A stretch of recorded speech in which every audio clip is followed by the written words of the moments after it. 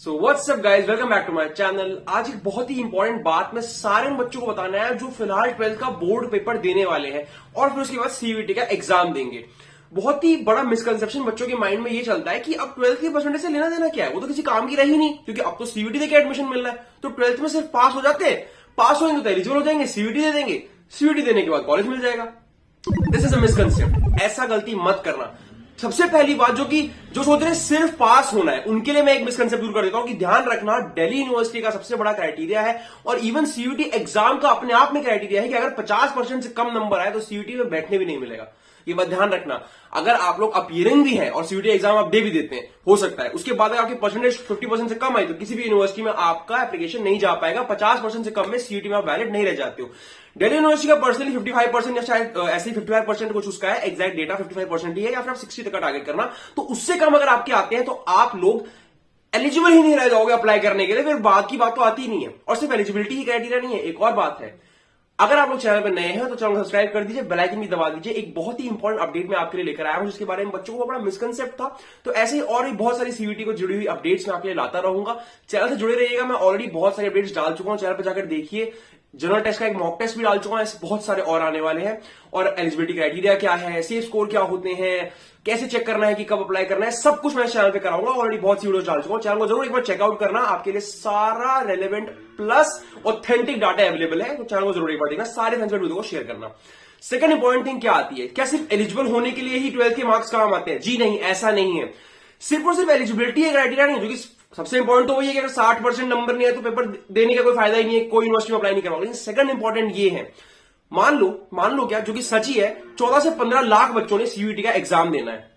अब 15 लाख बच्चे सीयूईटी का एग्जाम दे रहे हैं और 800 में से ही सबके नंबर आने लगभग, तो 500-600 नंबर जो भी आते हैं एवरेज नंबर बहुत से बच्चों के सेम आ जाते हैं। मान लो मेरे भी 620 है, तुम्हारे भी 620 आ गए। ये मत सोचना भैया एग्जैक्टली सेम कैसे आ सकते हैं। 14 लाख बच्चे दे रहे हैं और नंबर की पॉसिबिलिटी 800 ही है, और 500 से 700 के बीच में बहुत लगभग 90% लोगों के नंबर 500 से 700 के बीच में ही आते हैं। 700+ वाले बच्चे बहुत कम परसेंटेज होती है, तभी वो लोग एकदम नॉर्थ कैंपस घुस जाते हैं।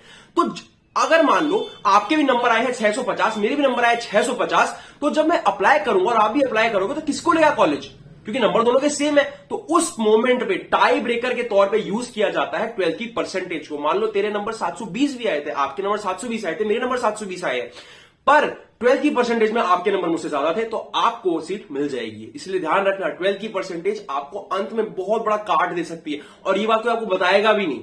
वो ऐसा मैसेज नहीं करेंगे कि आपकी 12th की परसेंटेज कम थी इसलिए आपको नहीं लिया, नहीं, सीधे आपकी सीट नहीं मिलेगी, किसी और को अलॉट हो जाएगी। फिर आप कहते रहोगे भैया सेम नंबर है, सेम कैटेगरी, मैं भी जनरल वो भी जनरल, उसको सीट क्यों दी थी, ये पार्शियलिटी क्यों करी?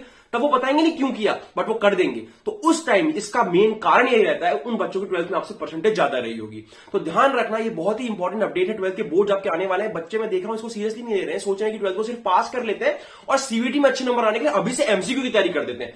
बहुत अच्छा सोच है कि एमसीक्यू की तैयारी अभी से कर देते हैं, दैट्स वेरी गुड, उसके लिए 1-2 घंटा रोज निकालो। लेकिन 12th को हल्के में प्लीज प्लीज प्लीज मत लो गाइस, बाद में बहुत रिग्रेट होता है। मान लो आपके 750 नंबर भी आ गए और आपको टॉप कॉलेज हिंदू मिलने वाला था, किसी और के भी 750 थे, आखिरी ही सीट बची थी, उसकी 12th की परसेंटेज ज्यादा है, उसको मिल गया। इससे बड़ा दुख कोई नहीं हो सकता कि मैं हिंदू रह सकता था, मुझे किसी दूसरे नीचे लेवल के कॉलेज में जाना पड़ेगा। नीचे लेवल आई मीन टू से हिंदू के लेवल से कम, बाकी दिल्ली यूनिवर्सिटी में लगभग सारे कॉलेज अच्छे हैं, बट हिंदू हंसराज इज हिंदू हंसराज ना। तो यही मैं कह रहा था कि इस चीज का बड़ा ध्यान रखना, 12th की परसेंटेज बहुत बहुत बहुत मैटर करने वाली है, क्योंकि ये इक्का दुक्की नहीं, बहुत बच्चों के साथ आपका मार्क्स मैच हो जाएगा। एक दो भी नहीं, हजारों बच्चों का ऐसा होगा कि आपके उसके नंबर सेम आएंगे। 720 700 वाले बहुत होते हैं, 650 से 500 के बीच। तो ये जो मीडियोकर नंबर है ना, इसमें तो लगभग समझ लो हर दूसरे के नंबर पूछोगे 550 600 550 600 कॉमन ही निकल के आता है। तो इस चीज से बचने के लिए तब ना रोना पड़े, इसलिए अभी थोड़ी सी मेहनत कर लो, 12th में अच्छी से अच्छी परसेंटेज ट्राई करो, फिर उसके बाद सीयूईटी का हम लोग और मेहनत करेंगे, अच्छे अच्छे एमसीक्यू करेंगे और सीयूईटी को भी एक्सेल कर देंगे।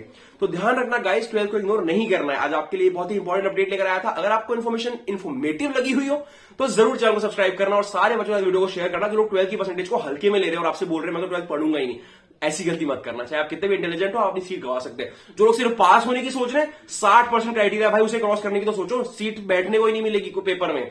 तो ध्यान रखना गाइस, ये बहुत इंपॉर्टेंट अपडेट थी आप सबके लिए, और ऐसी अपडेट्स के चैनल से जुड़े रहें, चैनल को सब्सक्राइब कीजिए, सब लोगों के साथ वीडियो शेयर कीजिए। मैं बहुत सारी एमसीक्यू प्रैक्टिस सीरीज आपके लिए लाने वाला हूं। Okay guys, all the best.